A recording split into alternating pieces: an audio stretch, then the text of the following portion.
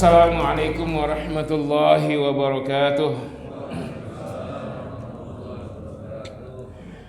Alhamdulillahilladzi arsala rasulahu bil huda wa dinil haqq liyuzhirahu 'alad dini kullihi walau karihal musyrikun. Asyhadu an la ilaha illallah wahdahu la syarika lah wa asyhadu anna Muhammadan 'abduhu wa rasuluh, amma ba'd. Faqad qala Allah Ta'ala fi kitabihil karim, a'udzu billahi minasy syaithanir rajim. Bismillahirrahmanirrahim. Innamal mu'minuna ikhwatun fa aslihu baina akhawaykum wattaqullaha la'allakum turhamun. Wa qala an-nabiy sallallahu alaihi wasallam, al-muslimu lil muslimi kal bunyan yashuddu ba'duhum ba'da.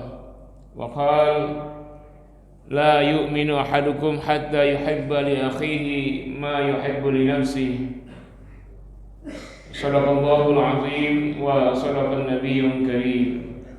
Jemaah salat subuh Masjid Jabal Ar-Rahmah beserta seluruh pengurus DKM yang saya muliakan, alhamdulillah tiada henti kita selalu bersyukur kehadiran Allah Subhanahu wa taala yang masih terus memberi kita anugerah nikmat, kesehatan, karunia, wabil khusus adalah nikmat akidah yang sahih, nikmat berukhuwah al-islamiyah, sehingga kita mengerti kemana kita mesti berwala dan barra. Jadi jemaah sekalian, ini penting sekali karena perkara al-wala wal bara itu adalah min qaimah atau min maddatil aqidah. Ini adalah terkait dengan aqidah, wala wal bara. Al-wala kemana kita berpihak, al-bara kemana kita menunjukkan menjaga jarak. Ya, ini telah dicontohkan Rasulullah SAW. Kita berwala itu kepada Allah, Rasul dan seluruh orang yang beriman.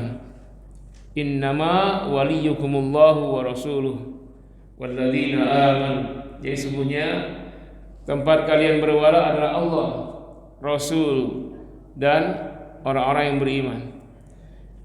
Jemaah sekalian, untuk mendukung hal ini maka Islam punya konsep, yaitu al-ukhuwah al-islamiyah, persaudaraan Islam.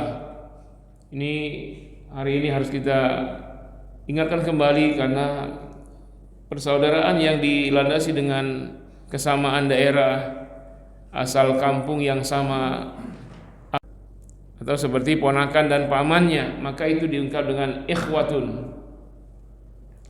Menarik kita lihat di Al-Quran, kalau lafaz ikhwan terulang di Al-Quran sebanyak 22 kali. Keseluruhannya menunjukkan saudara yang tidak sedara, tidak senasab. Ada 7 kali lafaz ikhwatun. Ikhwatun yang diikat dengan hubungan darah itu 7 kali. Menarik di sini, 6 kali diantaranya menyebutkan langsung saudara-saudara, yaitu ketika Allah menyebutkan pembagian waris dari saudara kandung ke saudara kandung yang lain, maka diungkap dengan ikhwatun. Tapi ada satu lafaz diungkapkan dengan ikhwatun tidak terkait dengan saudara, yaitu surat Al-Hujurat surat 49 ayat 10, di mana Allah menyebutkan a'udzubillahi minasyaitonir rajim, innamal mu'minuna ikhwatun fa aslihu baina akhawaykum wattaqullaha la'allakum turhamun. Sesungguhnya hanya, kalau innama itu membatasi, menekankan, sudahlah inna itu menekankan, taukid, ma itu kembali al-hasr lil ikhtisas, khusus. Sesungguhnya hanya, tidak ada yang lain, orang-orang yang beriman itu ikhwatun, saudara sedarah, saudara senasab. Ini kan aneh. Mestinya yang lebih tepat innamal mu'minuna ikhwan. Ikhwan, saudara yang diikat karena kesamaan visi, karena kesamaan tujuan, Tapi tidak diungkapkan dengan ikhwatun, saudara. Apa salah ini ayat? Bukan ayat yang salah. Ya, maknanya yang sangat ditekankan dan sangat kuat, bahwa ikatan hubungan yang diikat dengan akidah yang sama adalah ikatan hubungan yang terkuat. Jadi yang mengikat antara mereka itu adalah iman, keimanan yang sama. Sehingga seolah-olah seluruh orang beriman inilah saudara sekandung.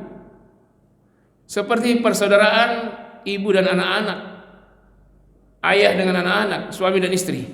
Lebih kuat dari itu bahkan lebih kuat daripada ikatan keluarga kalau berbeda akidah. Kenapa? Karena kekuatan ikatannya diikat dengan sesuatu yang tidak ada batasnya dari dunia sampai akhirat, yaitu akidah yang sama, keimanan yang sama. Sehingga merasakan bahwa saudaranya sesama mukmin itu seperti saudara kandungnya, seperti ayah kandungnya, seperti ibu kandungnya. Sehingga apa yang dirasa oleh ayahnya, maka dia merasa. Kalau ayahnya bahagia, dia bahagia. Kalau ibunya bahagia, dia bahagia. Tapi sebaliknya kalau ayahnya sengsara, dia pasti menderita. Ibunya sengsara apalagi. Itu yang mesti ada ketika kita menyaksikan seorang mukmin lainnya mengalami gangguan. Barulah benar ukhuwah Islamiyah itu benar. Artinya ketika ada saudara kita di Gaza dibom, pecah kepalanya seorang anak, kita merasakan itu anak kandung kita. Kalau akidah kita benar. Apakah seperti itu sekarang? Ketika kita mendengar ada ibu-ibu dan anak-anak dibom di sebuah sekolah di PBB di Gaza, apa kita merasa anak istri kita yang dibom? Keimanan seperti ini akan dipertanyakan di yaumil akhir. Ketika kita mendengar ada di Libanon sekarang sudah lebih 3.000 yang syahid dibantai oleh Israel, mereka itu bersyahadah juga. Apakah kita merasa itu yang dibom ayah kita, ibu kita, anak kita, saudara kandung kita, atau kita merasa itu orang lain, itu negara lain? Nah, ini standar ukur keimanan. Kata Nabi, la yu'minu ahadukum, kalian tidak pernah beriman hatta yuhibba li akhi, sehingga kalian mencintai saudara kalian yang sama mukmin, ma yuhibbu li nafsi, seperti kalian mencintai diri sendiri. Jadi bahkan seperti diri sendiri. Ini konsepnya begitu. Jadi sesungguhnya ukhuwah Islam yang diikat dengan akidah yang sama tidak boleh diputuskan atau dihalangi oleh perbedaan negara. Batas wilayah, demarkasi wilayah tidak boleh dihalangi oleh perbedaan warna kulit, perbedaan bahasa, perbedaan ormas, Tapi ini yang terjadi sekarang jemaah sekalian, kita mudah sekali berpecah belah, sangat mudah berpecah belah. Bagaimana kita membela saudara kita kalau kita sendiri berpecah belah? Bukan nggak antum lihat mereka yang saling mencaci sesama mukmin ketika satu kelompok mengadakan maulid, yang lain tidak, mereka saling mencaci, mereka seolah-olah berbeda agama, mereka saling. Ketika melihat ada kelompok yang ngitung sama yang ngelihat bulan, bagaimana kita mau melihat ukhuwah ini terjadi? Coba. Hanya perkara lihat bulan mereka berbeda, mereka berpecah, tidak mau berjamaah. Lalu bagaimana kita mau membela saudara kita Palestina? Itu hal yang kecil ketika harian, bahkan setiap hari kita sholat subuh. Di antara kita ada yang kunut, ada yang tidak. Lalu itu pun membuat kita tidak enak di hati. Bagaimana coba? Sementara jauh lebih dahsyat lagi perkara dan masalah besar, yaitu pembantaian terhadap saudara kita yang sudah ratusan ribu syahid di Palestina. Itu informasi 50.000 itu dari barat. Sedangkan wartawan Inggris yang sudah nongkrong di sana sejak 7 Oktober yang lalu sudah menghitung hampir 200.000 Pak yang syahid itu. Yang luka-luka lebih banyak lagi. Dan sekarang ketika Israel kembali ngebom Lebanon, ngebom Suriah, yang terjadi seluruh negara kaum muslimin berpikir utamanya menyelamatkan warga negaranya saja. Ayo kembali, yang dari Kuwait suruh kembali ke Kuwait, yang Mesir kembali, dari Lebanon, dari Suriah, yang Indonesia mengupayakan evakuasi secepatnya warga negara Indonesia. Penting itu memang warga negara diutamakan, betul. Tapi keselamatan kaum muslimin seakidah di Lebanon itu bukan orang lain, saudara kita juga sama, yang mestinya kita prioritaskan untuk diselamatkan nyawanya. Dengan cara apa? Ya, Israel telah menunjukkan tidak ada itikat baik sama sekali sejak berpuluh-puluh tahun. Bahkan kalau kita tarik sejarah sampai beribu-ribu tahun yang lalu, mana ada Israel yang ingin damai itu, mana ada. Ya, walaupun mereka keturunan Nabi, Nabi Yakub, Nabi Ishak bin Ibrahim, tetapi dulu mereka memang bangsa yang mulia, karena darinya banyak diturunkan para nabi. Tetapi sekarang merekalah bangsa yang paling durhaka, yang paling celaka sedunia.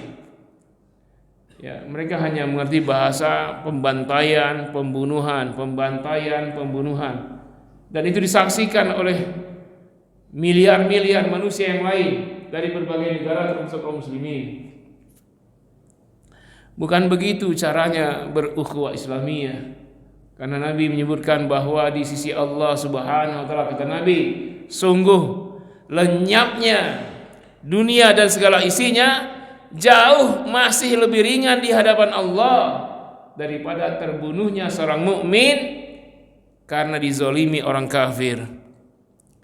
Jadi harga nyawa seorang mukmin lebih mahal daripada dunia dan segala isinya. Di dalam hadis yang lain, Rasul ketika malam terang bulan purnama, beliau keluar, beliau berdiri di hadapan Ka'bah, beliau berteriak-teriak, wahai Ka'bah, sesungguhnya aku tahu wahai Ka'bah, engkau telah dimuliakan oleh Allah. Tetapi ketahuilah wahai Ka'bah, sesungguhnya seorang mukmin lebih mulia. Kenapa? Karena jika ada seorang mukmin yang darahnya ditumpahkan, dizolimi orang kafir, maka seluruh penghuni langit akan bergemuruh, merintih, menjerit karena terbunuhnya seorang mukmin. Satu mukmin, penghuni langit menjerit. Jadi nyawa seorang mukmin setara dengan harga Ka'bah yang mulia. Kira-kira kalau ada orang atau Israel hari ini menghancurkan Ka'bah, mengarahkan bomnya itu ke Ka'bah lalu meledak, kira-kira antum siap nggak membela Ka'bah yang mulia? Ini pada tidur ya? Bagaimana kita? Sudah berapa Ka'bah yang diruntuhkan di Gaza? Sebelumnya Amerika sudah menghancurkan kaum muslimin di Irak 1,5 juta, di Afghanistan 1,5 juta. Apa kita membiarkan ini terus terjadi? Dari tahun 90 jemaah sekalian, negara agresor. Jadi biang sebenarnya itu Amerika itu. Tapi anehnya dunia ini menyerahkan perdamaian itu kepada Amerika. Yang jelas-jelas Amerika inilah biangnya. Mengirimkan segala tentara, segala senjata, kapal induk, peralatan militer pada Israel, dan terus menerus non-stop. Israel juga ngebom terus menerus non-stop. Dia bikin sandiwara, dia bikin segala macam, ya, membuat framing Sehingga dunia ini ada yang bersimpati dengan Israel. Bagaimana coba negara agresor ada yang bersimpati kalau kita lihat di media, di TV, di medsos. Ini kenapa? Karena mereka yang menguasai semuanya, termasuk informasi, ekonomi, ya. Lalu dibikinlah isu Israel mau bangkrut karena sudah ngebom tiap hari. Mana bangkrutnya? Enggak kan bangkrut dia, Pak. Senjatanya ada terus, pabriknya jalan terus. Dari mana itu? Pabrik senjata itu jalan dari minyak yang dikirimkan Arab Saudi, sehingga tank baja bisa jalan, pesawat tempur bisa jalan, bisa ngebom. Apa susahnya Arab Saudi berhenti ngirim minyak? Apa susahnya? Kalau kita nyalakan Arab, apa kita nggak salah? Duitnya kenapa ada terus, Pak? Karena kita taruh uang kita di perbankan sistem Yahudi itu. Nah itu dipakai, Pak. Kita belum apa-apa, mereka sudah pakai itu. Diledakkanlah jadi bom, jadi pesawat, dibayarkan itu ke Amerika. Kita yang taruh duit. Dia seenaknya saja itu. Hari pertama tanggal 7 Oktober itu dia sudah merampas seluruh APBN Palestina, habis. Dirampok oleh Israel, sudah habis. Jadi dia hanya pencet-pencet keyboard, dah selesai. Semua berpindah, transfer, berpindah, blokir, diambil alih. Makanya tidak akan pernah kekurangan senjata Israel, tidak mungkin kurang senjata karena dia paling kaya. Lagi sistem perbankan ini memang betul-betul mendukung Yahudi. Ya.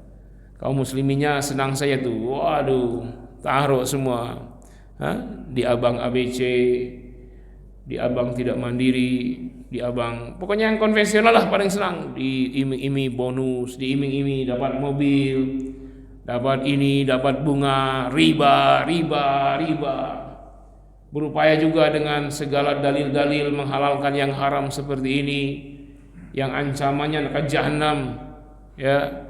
Bahkan sekecil-kecil riba itu sama saja perang dengan Allah dan Rasul.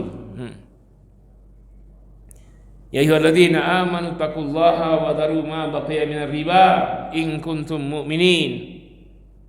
Hai orang beriman, takutlah kepada Allah, tinggalkan renyah-renyah riba. Sisa riba, renyahnya tinggalkan. Sekecil apapun. Ya, tinggalkan. Jika kalian benar-benar beriman kepada Allah. Fa illam taf'alu, kalau tak kalian tinggalkan sekecil apapun riba, fa'dzanu biharbi minallahi wa rasulih, maka umumkanlah perang dengan Allah dan Rasul. Jadi kita mau membela saudara kita Palestina, sementara kita sedang diperangi Allah dan Rasulnya, gimana? Dan alasannya apa? Kita nggak bisa lepas dari riba ini, Ustaz. Iyalah, tidak bisa lepas dari membela Yahudi dengan uang riba itu. Sistem yang jelas-jelas bobrok sekali, tetapi dipakai di dunia dimanapun. Ya, malah senang kalau jadi kepala cabang di abang mana, abang ABC, abang dan seterusnya, mengambil nafkah dari riba. Bagaimana kita minta tolong kepada Allah? Ya Allah, bantu saudara kami Palestina. Kita berdoa kepada Allah sementara kita berperang dengan Allah dan Rasulnya. Lalu cari-cari dalil untuk menghalalkan yang riba ini. Kata Allah dalam surah Al-Baqarah 282 itu yang panjang sekali itu. Ya. Agak panjang lah, setengah halaman mungkin. Alladzina ya'kuluna riba la yaqumuna illa kama yakumul ladzi takhabbathu syaitanu minal mas. Orang-orang yang makan riba tidaklah beraktivitas kecuali aktivitasnya seperti orang gila yang kemasukan setan. Orang gila nggak bisa terima dalilnya. Jadi kalau orang-orang yang riba berdalil ini, bagaimana orang gila berdalil? Sudah gila kemasukan setan, gimana? Ya normal saja kemasukan setan, nggak bisa terima Pak dalilnya. Lagi kesurupan, menurut saya babi halal. Bagaimana? Orang kesurupan ngomong. Apalagi yang kesurupan itu orang gila. Allah yang bilang seperti itu. Lalu berdalil riba itu seperti jual beli. Ya, seperti jual beli karena sama-sama menguntungkan uang. Dia pakai dalil macam. Dan semua dana itu dipakai untuk kepentingan Yahudi di dunia ini. Kalau terjadi perang, Pak, sekali saja dia pencet truk, udah kembali dana kita dirampok jadi dana mereka semua. Ya, dan negara ini memang diatur dengan sistem riba. Pinjam uang, utang negara, utang lagi, utang riba. Sekarang kerepotan, berapa triliun bayar bunga banknya saja? Negara ini harus bayar bunga utang berapa? 700 triliun setahun. 700 triliun, Pak. Hanya bayar bunganya per tahun itu, Pak. Bukan bayar pokoknya itu. Masih juga program pinjam lagi. Nanti kita dinabok-bokkan jadilah jalan tol, jadi bandara, jadi apa? Dari hasil riba. Yang kedua, kita sadar sendirilah. Kalau bukan kita, ya mungkin mereka bisa sedikit. Saya selama bulan Maulid ini beberapa tempat saya kunjungi, jarak jauh. Kadang 2 jam perjalanan sampai ke pelosok. Itu sepanjang jalan kiri kanan, biasanya agenda ini Sabtu atau Ahad. Itu sepanjang jalan ada semua, Pak. Bisnis mereka itu yang makanan, yang minuman, ya. Bahkan sekarang di tempat mereka itu ada musolanya besar. Misalnya Starbucks, nanti ada musolanya. Dulu nggak ada, sekarang ada. Banyak sekali parkir, entah ngapain tuh, yang parkir mobil, motor di sana. McD, KFC, penuh, Pak, sekarang.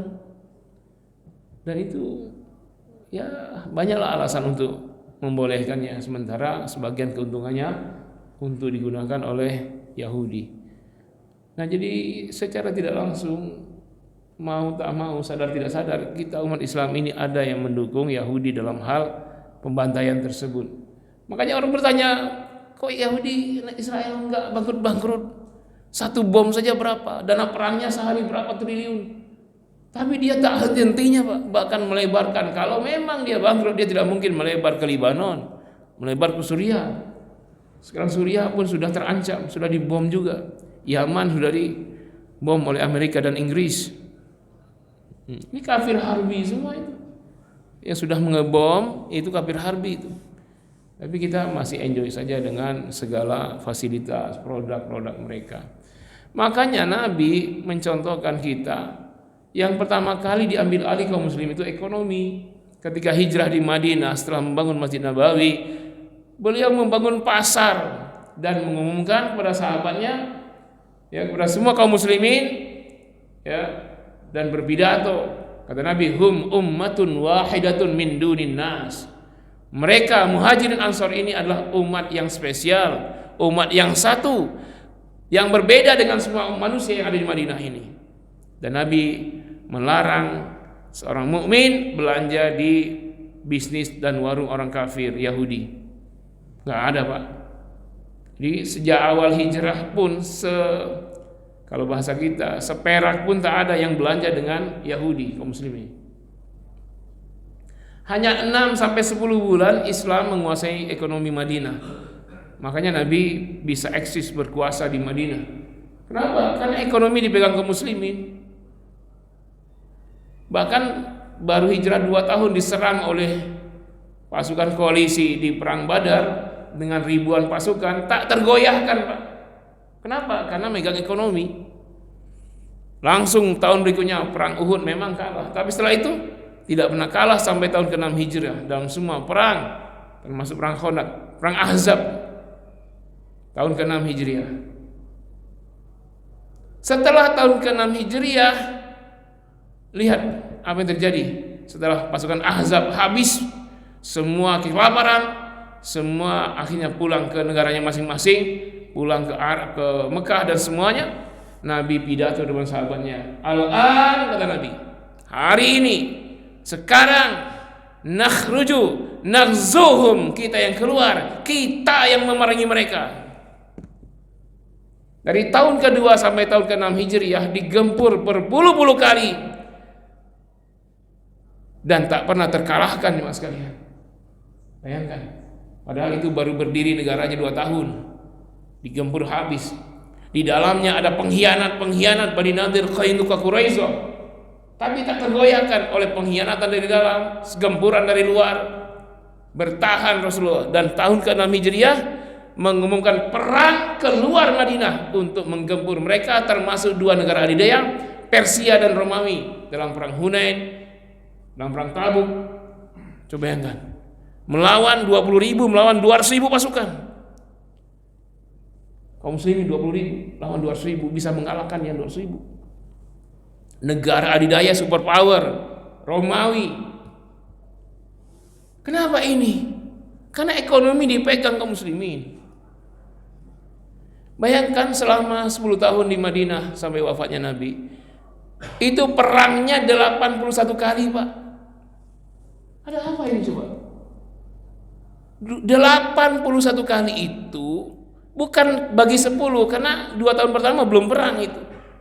Berarti 10 kurang 2, 8. Berarti dalam 8 tahun perangnya 81 kali, tidak pernah kalah kecuali 1 kali perang Uhud. Coba ada apa itu coba? Nah sekarang kita lihat setiap digempur Israel habis. Kenapa kaum muslimin yang menyerahkan ekonominya kepada orang kafir dengan ikhlas, dengan tenang, dengan senang, dengan sistem perbankan Yahudi, dengan sistem bisnis ekonomi Yahudi, meninggalkan ekonomi Islam? Dan ketika jelas-jelas saudara kita dibantai sekalipun hari ini masih saja enjoy. Nah saya bawa serot terus ini Pak, nggak mau saya minum. Saya dari 2012 nggak pernah minum lagi yang produk yang berafiliasi kepada Yahudi. Ya. Susah banget memberitahu umat Islam ini. Dibilang oleh MUI karena penyerang Israel terhadap Gaza ini sudah jadi haram. Banyak dalilnya, masa haram. Ya mubah saja, masa air putih haram? Mana unsur haramnya? Nggak ada alkoholnya, nggak ada apa. Itulah kalau ngaji tidak ngerti usul fiqh. Tahu-tahu yang diharamkan ulama dia bantah. Boleh antum bantah, boleh. Asal mempunyai dalil yang selevel dengan fatwa MUI. Terus tahun difatwakan Pak. Belum ditarik itu fatwanya sampai sekarang. Tapi kemana coba saya lihat. Bahkan kita pas maulid ratusan paket makanan, itu makanannya. Bagaimana kita serahkan itu? Masa maulid mencintai Nabi, contoh Nabi, tapi minumannya yang inisialnya Aqua itu, inisialnya. Dan makanannya juga yang apa? Ya nasi dengan ayam tepungnya doang itu ya, sama saus. Nasi kotak tuh. Mahal Pak, 50 ribuan ya. Bayangkan kalau nasi warteg 3 bungkus itu. Kalau nasi Padang dapat 2 kali ya, kalau Padang agak mahal. Kalau tambah teh manis tapi. Ya kan. Ustaz nggak usah ngatur-ngatur. Ustaz kan tugasnya ceramah saja. Nah, oke lah saya ceramah karena masalah itu. Ya. Bagaimana uang infak jemaah dibelikan 300 paket, 400 apa karena jemaah sekitar segitulah acara maulid. Ustaz ceramah aja. Pak, coba Bapak tanya jemaah, ada nggak ini yang punya warung Padang atau warteg? Coba 400 bungkus yang bisnis makanan siapa sih? Sekarang Pak, tukang warung itu udah bangun jam 1:30 Pak untuk masak goreng itu. Nah sampai sore sampai malam untuk laku 10 porsi saja sekarang Pak. Susah luar biasa Pak. Tanya tuh sama tukang warung, warteg, warung Padang, susah Pak. Sekarang ini sudah ekonomi susah begini, mau diturunkan harga untung nggak ada, mau harga segitu aja tapi nanti porsi dikurangi, potongan irisan daging dikecilkan, serba susah Pak. 10 porsi saja susah. Tiba-tiba DKM uang infak jemaah dibelikan 400 paket dalam rangka maulid lagi, ya. Ustaz dimarah pun lagi, Ustaz negor dimarah.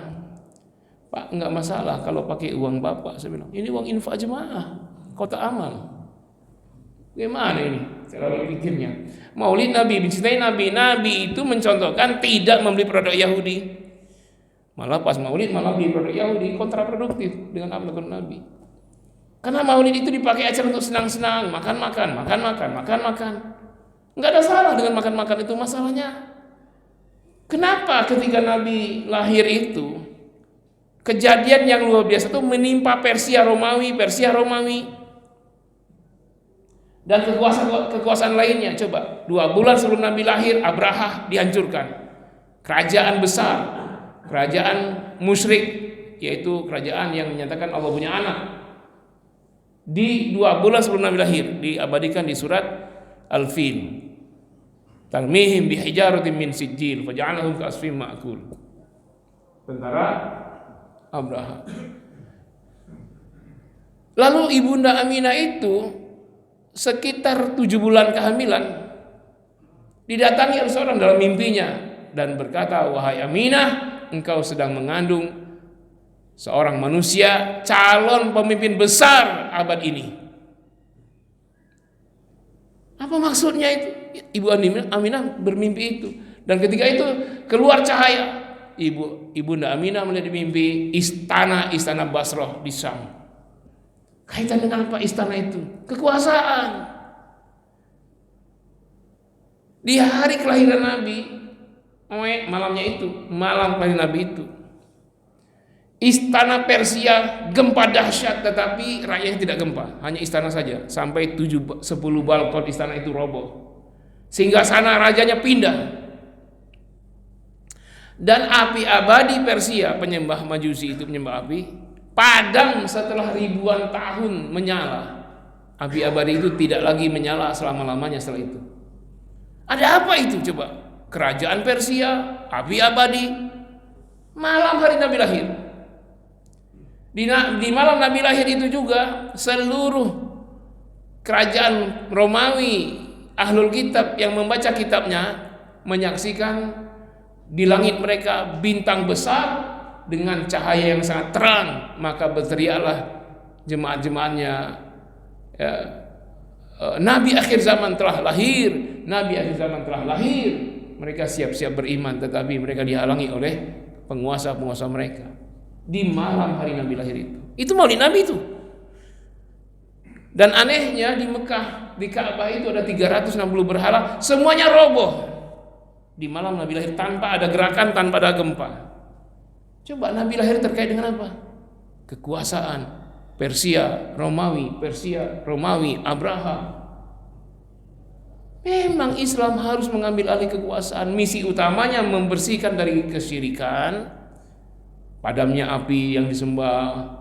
Lalu di malam itu juga terjadi likuifaksi, ya, gereja-gereja Bukhairah tenggelam dalam tanah. Ini terkait dengan kesyirikan, membersihkan kesyirikan menjadi tauhid. Itulah misi 13 tahun Nabi di Mekah. 10 tahun di Madinah sudah misi pengambil alihan kekuasaan. Aneh sekali kaum muslimin tidak mau mengambil alih kekuasaan. Dia serahkan ke orang kafir, aturlah negara ini dengan kalian, dengan cara kalian. Kenapa harus kaum muslimin yang berkuasa? Karena dengan cara itulah syariat Islam bisa diterapkan. Kalau syariat Islam diterapkan, itulah disebut dengan rahmatan lil alamin, rahmat bagi seluruh alam. Coba 1300 tahun Islam berkuasa sejak zaman Nabi, Khulafaur Rasyidin, Bani Umayyah, Abbasiyah, Utsmaniyah. Mana ada perang dunia, pembantaian. Islamnya ngatur dunia. Pembangunan mercusuar, Eropa yang gelap gulita becek semua jadi mulus, jadi terang. Banyak penemuan, ulama-ulama besar. Tapi kaum muslimin sibuk berpecah belah saja. Lihat bulan aja mereka berpecah belah. Orang kafir sudah nginjak-nginjak bulan, umat Islam lihat bulan masih berpecah belah. Kamu kapan? Besok. Kami sekarang tarawih. Kamu kapan lebaran? Kami 2 hari lagi. Inilah kaum muslimin. Bagaimana mau bela saudara Palestina dan bagaimana dihisab nanti. Ada ayat waqifuhum innahum mas'ulun, kata Allah. Wahai malaikat, hentikanlah semuanya, semua manusia yang sedang mengadakan perjalanan di yaumil mahsyar. Innahum mas'ulun, sesungguhnya semuanya akan dimintakan pertanggungjawaban. Imam Ibnu Katsir dalam tafsir Ibnu Katsir menafsirkan ayat ini, apa yang pertama kali dimintakan pertanggungjawaban seorang muslim? Kata beliau, yus'aluna 'anid dam, kita akan dipertanggungjawabkan tentang darah saudara kita yang tertumpah. Sekarang berapa? Katakanlah hitungan mereka di Gaza sudah 50.000 yang syahid, kemudian dan mayoritas anak-anak dan wanita, kemudian ratusan ribu luka-luka, dan sekarang semua negara membiarkan Gaza sendirian dalam keadaan kelaparan, tinggal menunggu ajal, sekarat Pak sudah. Tak ada bantuan yang masuk, sibuk semuanya mengambil warga negaranya di Libanon, ngurus warganya semua, nggak ada yang ngurus Gaza sekarang. Nanti satu warga, misalnya di yaumil akhir ada persidangan Allah, ditanya, kita ini bukan ditanya apa yang kamu lakukan ketika saudaramu di Gaza dibantai, bukan begitu. Dihadapkan satu anak Gaza itu yang pecah kepala kena bom, nanti kita di yaumil akhir disidang dengan dia. Bukankah ini saudaramu? Iya, kita jawab. Apa kata mereka? Tidak ya Allah, mereka bukan saudara kami. Ketika kami dibantai, mereka diam saja. Mereka sibuk pilkada, coblos, tim ses, kampanye, serangan fajar. Tak peduli. Mereka teriak, aina antum ayyuhal mu'minun, kalian di mana wahai umat Islam? Kami sedang dibantai. Nah, apa jawaban? Kami sedang sibuk ngurus tim sukses. Nah, selesai satu, bukan selesai Pak. Ini yang kedua. Untuk yang kedua lagi, anak Gaza yang patah tangannya, patah kakinya, kemudian ibu-ibu yang dibom, semuanya dengan semua anggota tubuhnya yang buyar itu akan dihadapkan satu persatu sampai jumlahnya berapa? Sampai 50.000. Itu baru yang syahid, belum lagi yang sakit, belum lagi yang mati kelaparan. Kita akan dihadapkan satu persatu. Satu orang kita dengan ratusan ribu warga Gaza itu. Apa yang kita jawab nanti di yaumil akhir coba? Nah, apalagi antum sebagai penentu kebijakan, mungkin antum anggota DPR, mungkin antum ada yang tentara, polisi. Malu ya, malu sebenarnya. Sebenarnya malu Pak, kalau jadi jenderal tak pernah perang, itu malu itu. Sama orang jadi dokter tidak pernah ujian skripsi, jangankan disertasi, skripsi aja nggak pernah. Tahu-tahu jadi dokter, tahu-tahu jadi jenderal nggak pernah perang. Tiap hari latihan, sampai karatan tank baja Pak, sampai kadaluarsa kadang-kadang pesawatnya nggak perang, jatuh sendiri. Mendingan jatuh di Israel daripada jatuh sendiri di sini. Jadi mestinya bantuan kaum muslimin itu nyata. Tentara dihadang dengan tentara, tank baja dengan tank baja, pesawat tempur dengan pesawat tempur, itu baru berhenti Israel. Kalau dia serang dengan tank baja dan pesawat tempur, kita kirimkan obat-obatan, ketawa dia.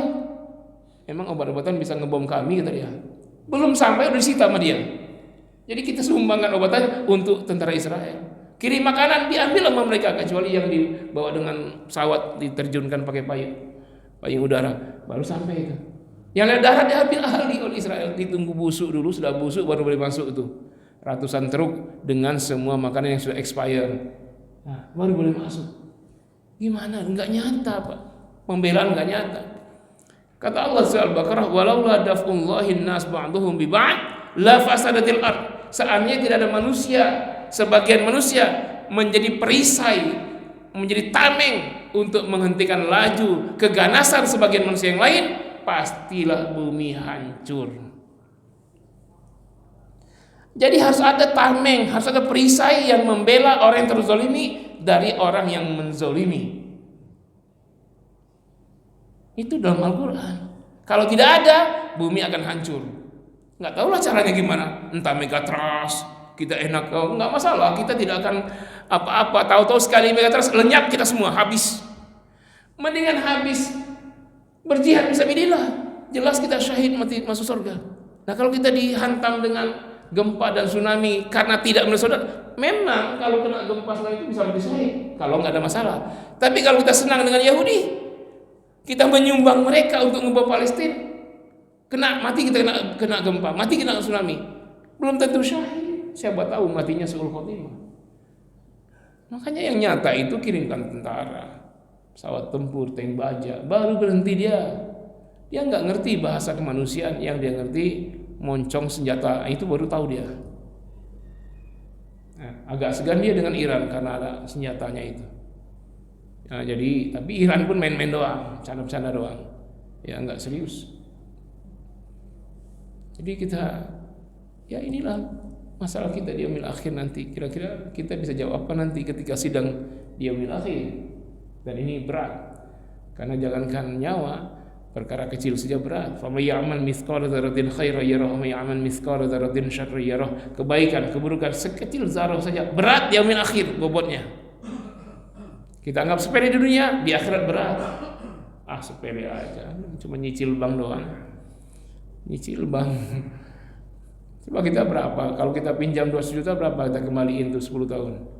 Cicilannya berapa sebulan? Tahu-tahu jadinya 800 juta kan totalnya. Minjam 250 juta, beli rumah. Nyicil tiap bulan. Kalau ditotalkan berapa tuh? Berapa tahun? 10, 15. Itu bisa 600 sampai 800 juta itu faktanya. Jadi tahun ketiga udah balik modalnya ke bank. Lalu sisanya 7 tahun lagi itu untung semua tuh terus. Makanya tidak ada bank yang rugi. Kalau rugi itu pasti dikorupsi. Kalau mereka itu pasti untung semua. Bank itu Pak, pasti untung besar. Karena sistem itu tidak mungkin membuat dia rugi. Kalau ada yang bangkrut bank itu dikorupsi itu.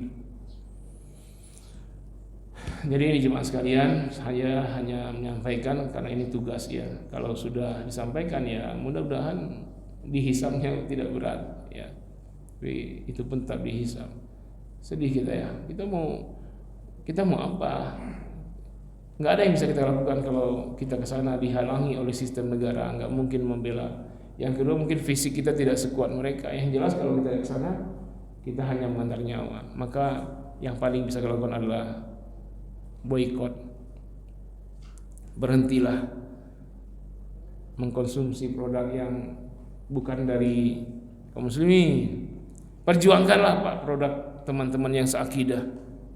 Ekonomi, kalaupun mereka tidak sampai membantu kita, paling tidak mereka keluarin zakat, itu pun untuk mustahilaban. Kalau mereka punya, mungkin mereka pun paling mereka untuk gunakan untuk naik haji sekeluarga, itu hal yang positif. Tapi kalau yang muslim kita nggak tahu keuntungannya, entah bikin gereja di mana, entah kristenisasi di mana, ya keuntungannya itu.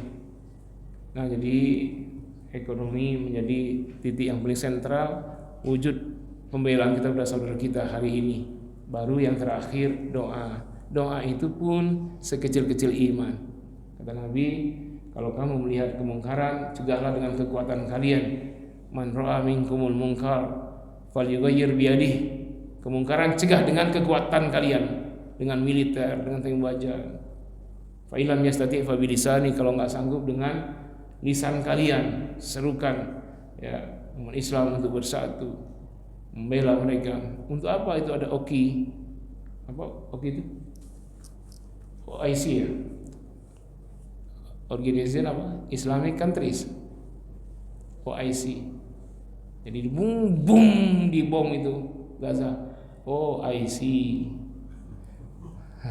Sekarang Libanon, 200.000 orang sudah syahid. Mungkin sekarang udah hampir 3.000. OIC. Itulah. Padahal itu berapa puluh negara itu kumpulkan saja semua tank bajanya itu takut Israel. Ya barisin aja tuh pesawat tempurnya, nah, di-shoot, diviralkan, takutan Israel. Tapi itu pun tak dilakukan. IC itu aja.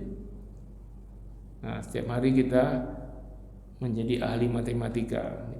Sekarang syahid sudah 40.000. Besok berapa? 50.000 tambah lagi. Ahli tambah. Sekarang ahli tambah 2.500 di Libanon. Besok tambahannya di Suriah. Sementara Amerika dan Inggris pesawat pembomnya sudah ngebom Yaman. Sampai ibu kota Yaman dibomnya terus. Di Yaman banyak mahasiswa Indonesia Pak. Masih kita Yaman banyak untuk belajar hadis itu di Yaman. Ya, perguruan tinggi yang banyak ahli hadis itu banyak anak-anak kita. Ya. Kalau santri saya di Yaman nggak ada, di Maroko sama di Mesir ada. Nah Mesir itu sebentar lagi itu. Ya setelah Gaza, Libanon, Suriah, yang paling dekat siapa? Mesir. Yordania kenapa nggak Yordania? Yordania telah menunjukkan, bukan tidak tahu lah kalau pemerintahnya, rakyatnya yang dekat perbatasan mengibarkan spanduk bendera-bendera We Love Israel. Makanya nggak dibom di Yordania itu. Apakah itu betulan ataukah dia taktik supaya nggak dibom? Itu rakyat di Yordania Itu demo agak banyak jumlahnya dengan spanduk besar-besar "We love Israel". Apakah strategi atau benar-benar mendukung Israel kita nggak tahu. Tapi belum dibom. Tapi kalaupun strategi satu saat akan kena juga itu. Menunggu waktu kalau semua negara Islam tidak mengambil sikap tegas. Coba kalau dari awal Gaza digempur itu sudah menyatakan tegas semua negara, oke, nggak ada Pak pembantaian itu, berhenti. Karena kekuatan berimbang kelihatan. Kalau kekuatan tidak seimbang terus pembantaian. Nah, inilah ya yang perlu sampaikan dan kita viralkan kepada saudara kita kaum muslimin. Apa yang bisa kita lakukan, lakukanlah. Di antaranya tadi boikot produk, bukan hanya boikot, berhentilah selama-lamanya menguntungkan bisnis Yahudi. Termasuk dalam hal ini perkara perbankan itu yang paling utama ya. Perbankan itu yang paling besar. Sistem bobrok yang diminati seluruh dunia hari ini, yang hanya menguntungkan Yahudi, merugikan kita semua. Ya. Mungkin perlu juga masukan dari antum. Mungkin ada yang punya pendapat. Kita ada waktu sampai jam 5:30 sore. Saya sampai jam berapa? Ini jam berapa sebenarnya ini? Oh, jamnya mati. Oh, 5:43 di sini. Ya bolehlah 10 menit nih, silakan. Ya.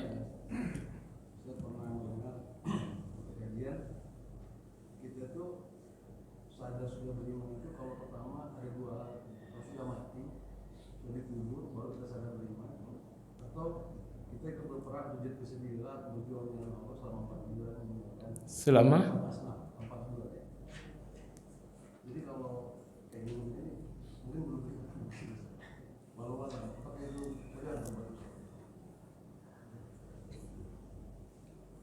yang itu satu pemikiran. Soal benar tidak benar itu adalah subjektif masing-masing orang. Yang paling benar itu apa yang dicontohkan Nabi, itu saja. Pertama, Nabi tidak pernah, kata orang ini ada yang mengatakan bid'ah, boikot itu bid'ah, boikot bid'ah. Nabi tidak pernah menyerukan boikot.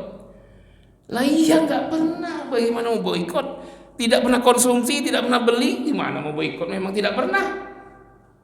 Yang namanya boikot itu kita pernah memperkaya mereka, produk mereka, lalu kita berhenti, itu boikot. Nah tiba-tiba ada ustadz yang sok-sok tiap sebentar bid'ah, bid'ah. Mana ada Nabi boikot produk Yahudi? Mana ada? Bid'ah itu seruan boikot. Lah iya memang Nabi tidak pernah, sahabat tidak pernah. Tidak ada boikot memang. Karena memang tidak pernah sama sekali membeli produk Yahudi. Mau bicara apa coba? Kita boikot itu dikatain bid'ah. Ada Pak Ustaz Pak? Gimana ini orang berpikirnya ya? Bahkan ada yang pernah dulu berkata dari mereka juga, itu wilayah memang diserahkan untuk Israel oleh Allah. Ada ayatnya. Itu dia tidak lihat ayat itu apa. Ayat tentang Israel itu kan fi'il madhi.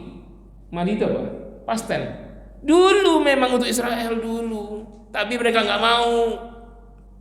Ya kan? Wa idh qulna dkhulu hadhil qaryah. Kata Allah, kami berkata, masuklah kamu ke negeri ini. Ya kan?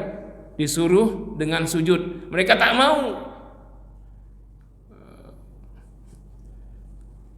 Al-Baqarah 60 ya, Al-Baqarah 57 ya. Mereka nggak mau, mereka minta gandum. Disuruh berkata, masuklah dengan mengucap istighfar. Mereka bilang hintoh, bukan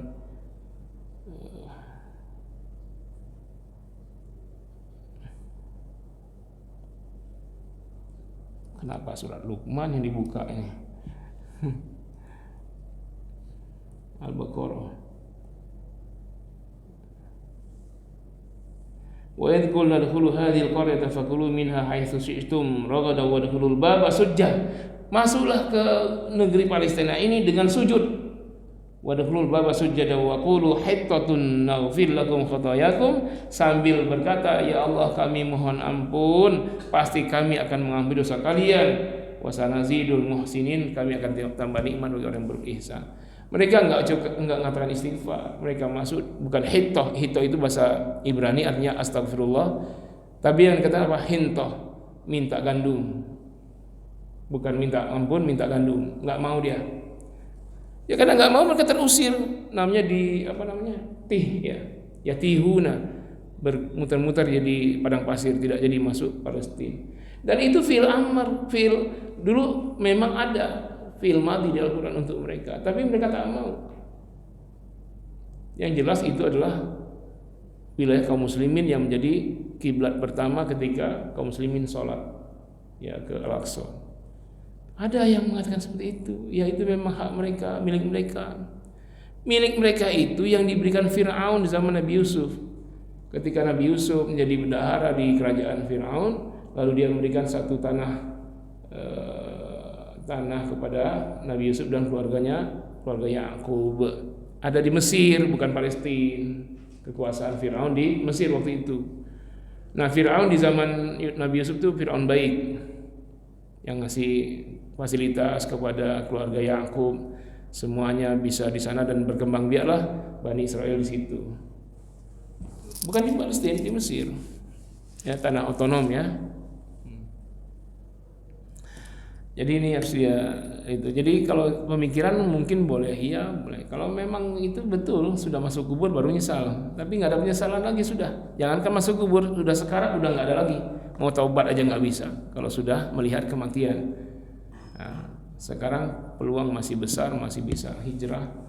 Ini kadang-kadang hijrah perbankan ini susah, masih bank konvensional juga. Ya.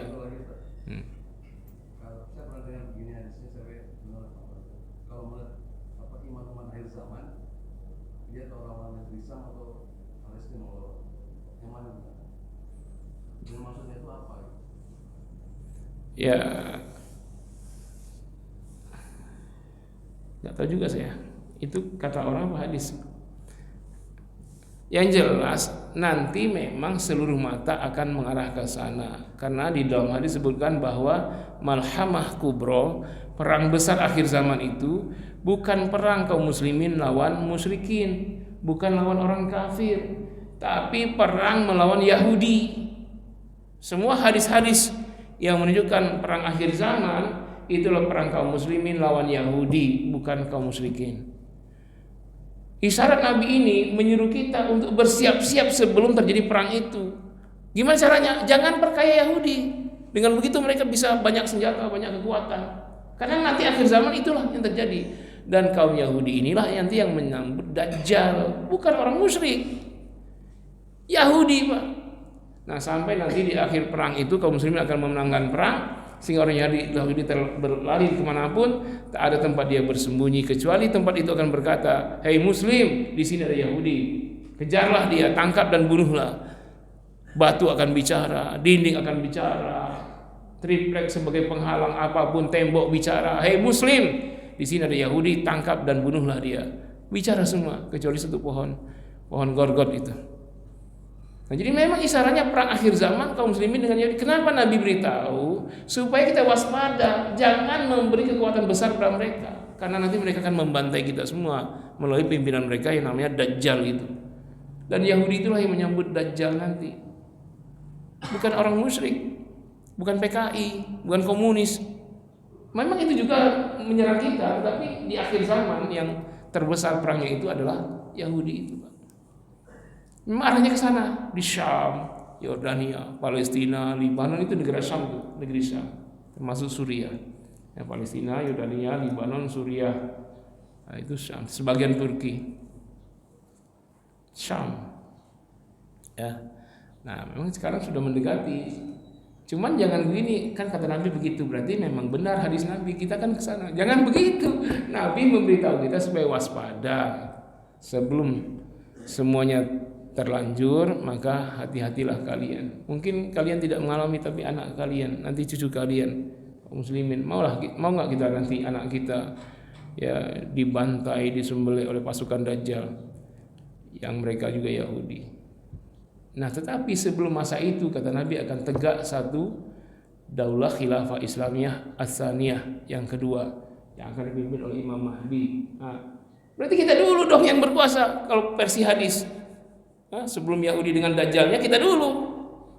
Nah, berarti kita akan menyambut kita dulu yang akan berkuasa menguasai dunia ini dengan khilafah Islam di bawah pimpinan Imam Mahdi.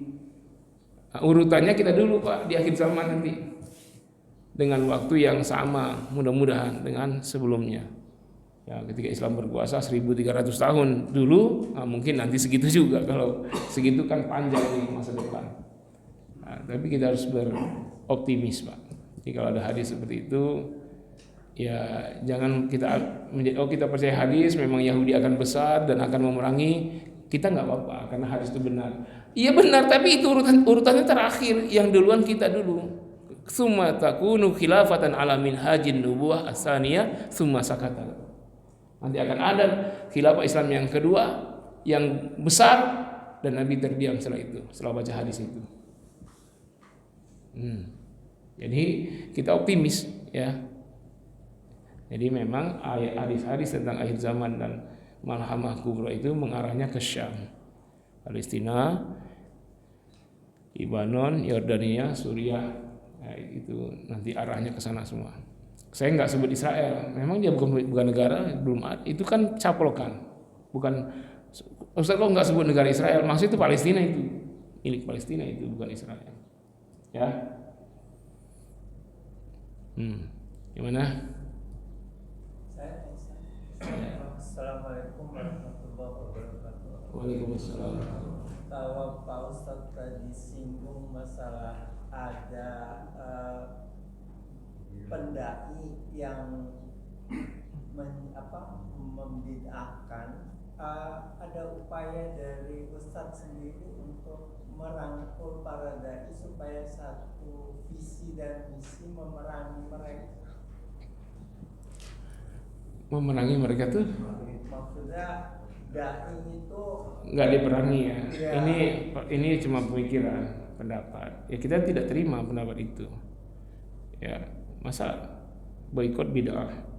Jangan begini cara berpikir Pak. Setiap yang tidak ada zaman Nabi lalu kita lakukan sekarang adalah bid'ah. Bagaimana pendapat seperti itu? Kita itu ada begini, soal sesuatu yang ada jutnis, petunjuk teknis dan jutlak, petunjuk pelaksanaannya dari Nabi, itu yang kita rubah, itu yang bid'ah. Nabi sudah bentuk jutnis jutlaknya, kita rubah itu Pak. Tapi kalau tidak ada jutnis jutlaknya, tidak ada yang bid'ah. Anehnya ketika mereka membid'ahkan maulid, mereka bilang boikot bid'ah. Mereka dari Arab sana, yang jelas-jelas haram itu tidak mereka apa-apain. Misalnya konser di Arab. Sekarang konser di Arab gila-gilaan Pak. Bahkan ada Jeddah ya, Riyadh season ya. 6 bulan Pak pesta terus, konser-konser. Bahkan ngundang Pitbull, tahu Pitbull? Yang kalau lagu-lagunya itu, lagu rap itu yang porno-porno itu penyanyi latarnya itu. Terus ngundang Korea, itu kan jelas-jelas kenapa itu tidak mereka gubris. Atau syariat Islam yang jelas wajib, misalnya Allah katakan kutiba alaikumul qisas. Allah wajibkan qisas. Kenapa mereka menggubris maulid yang tidak ada ayatnya? Yang jelas ada ayatnya kutiba alaikumul qisas. Diwajibkan qisas. Mereka enggak gubris. Harusnya itu yang menjadi patokan. Mereka dari Arab. Nah, di Arab sudah terlaksana qisas. Makanya di Arab enggak ada dakwah seruan untuk tegakkan qisas. Harusnya itu menjadi objek dakwahnya, ngajak kita tunduk pada Allah secara kafah. Sekarang coba pembunuhan di mana-mana, tukang gorengan dibunuh, orang ngambil motor didor, yang punya motor mati, pembulian sampai mati. Kan pembunuhan itu solusinya kan qisas. Kenapa mereka tidak konsen situ yang jelas-jelas? Ya ayyuhalladzina amanu kutiba alaikumul qisas. Kalau beriman diwajibkan kepada kalian menegakkan qisas. Ayatnya jelas. Ayatnya itu jelas. Ya, penunjukan ayatnya jelas dan tidak ada khilaf ya para ulama soal wajibnya qisas. Kenapa itu yang tidak diperjuangkan? Kenapa yang digubris kita mau boikot dikatain? Jadi soal bid'ah itu tidak semua yang tidak ada zaman Nabi kita adakan sekarang itu bid'ah. Ya. Jadi teknisnya ada jutnis dari Nabi, ada jutlak dari Nabi, itu dirubah, itu yang bid'ah. Kalau perkaranya nggak ada ya perkara yang tidak ada lalu kita letakkan hukum di situ, itu yang bid'ah. Perkaranya nggak ada sama Nabi kita letakkan hukum. Misalnya maulid kita letakkan wajib, nah itu bisa bid'ah. Sebaliknya meletakkannya haram juga menjadi bid'ah. Iya kan? Karena nis dan jutlaknya tidak ada zaman Nabi. Nah kita ribut pecah di situ. Sementara Palestina dibantai nggak dibahas. Coba bayangkan sekarang soal mendukung Yahudi dengan sistem perbankannya, nggak ada yang gubris, semuanya asik dengan sistem Yahudi, enak, pembayaran gampang, tinggal transfer, tinggal taruh, tinggal ini, tinggal scan. Jadi kita dimudahkan dengan sistem, dimudahkan menyumbang Yahudi. Coba satu aja Pak, sekarang antum lihat sistem perbankan kita. Saya punya uang 1 miliar, saya taruh di bank A. Berapa uang saya? 1 miliar kan? Nanti uang saya 1 miliar itu dipinjam oleh orang Cina misalnya. Apakah diambil uang itu cash? Enggak, dia taruh di bank juga kan? Nah sekarang uang saya berapa di bank? 1 miliar. Padahal udah dipinjam tuh sama dia. Nah sekarang yang si Cina itu pinjam, si B itu pinjam, dia taruh di bank B. Uang dia berapa? 1 miliar. Ada 2 miliar. Fakta uang berapa? 1 miliar. Nanti uang yang di B itu dipinjam lagi, taruh di C, kemudian dipakai oleh si D. Ada 1000 orang, ada 1000 miliar, 1 triliun. Fakta uang berapa? 1 miliar. Tapi uang itu udah jadi 1 triliun, itu dari mana rumusnya begitu? Dan orang enjoy dengan cara begitu. Kenapa? Ada jaminan. Jaminannya dari yang menjamin pun tidak terjamin.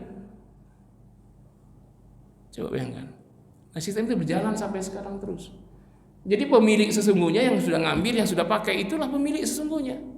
Antum simpan uang di bank 5 miliar, itu jangan-jangan sudah dipakai. Makanya ketika Muhammadiyah mau ambil uangnya di bank BSI, berapa triliun itu? 16 ya. Cuma 3 triliun yang bisa diambil.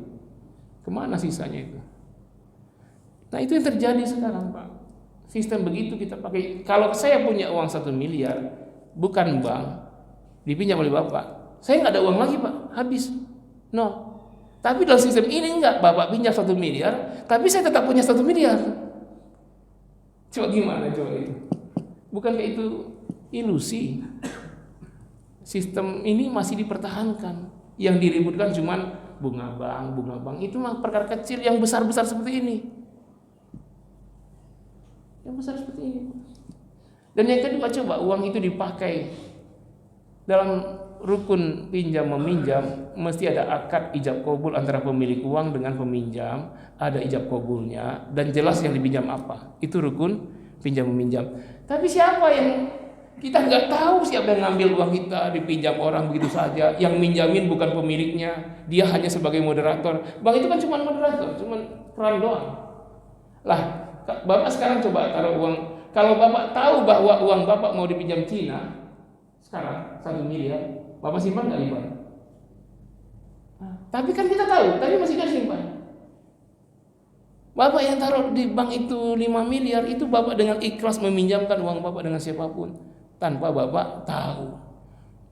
Padahal kalau Bapak didatangin Ustadz, Pak pinjam uang 1 miliar Pak, pesantren saya belum jadi, Bapak kasih nggak? Ustadz minjam duit mau bikin pesantren 1 miliar, kasih pinjam nggak Pak? Saya kebetulan lagi bangun ini, ada yang minjamin 1 miliar, selesai itu pesantren saya. Nggak ada yang ngasih pinjam Ustadz. Tapi antum simpan di bank 2 miliar, itu antum minjamin orang lain dan tidak tahu siapa yang minjam. Itu secara hukumnya muamalatnya tidak sah, pinjam-pinjam gitu. Pemilik tidak tahu siapa yang minjam, pemiliknya kita. Bank itu bukan pemilik. Lalu bank itu dari mana dapat keuntungan? Coba. Nah semua gajinya besar-besar semua tuh orang bank. Mana ada bank yang bangkrut? Mana ada bank yang gaji kecil? Nah nanti diperhalus. Padahal muaranya menguntungkan Yahudi. Nah, jadi ini mesti kita. Jadi kalau antum ya punya dana, janganlah bisniskan saja, putar ekonomi umat. Mana yang pengangguran, suruh kerja bagi hasil. Ya, jadi uang itu jelas berputar, beredar. Sedangkan menyimpan uang itu adalah mematikan manfaat, dan ini hukumnya haram. Ya, mematikan manfaat hukumnya haram. Antum simpan 100 juta, padahal kalau diberdayakan 100 juta itu bisa memberdayakan 10 tukang bakso, ya. 10 juta, 10 dimodalin 10 juta, 10 juta, udah 10 tukang bakso tuh. Pengangguran akan teratasi. Tapi kalau disimpan di bank, itulah yang terjadi. Yang pakai bukan kita pula. Mereka yang pakai. Antum simpan di bank, dia bikin perumahan, antum beli, antum yang bayar, antum yang modal, antum yang bayar, ya enggak? Sampai lunas.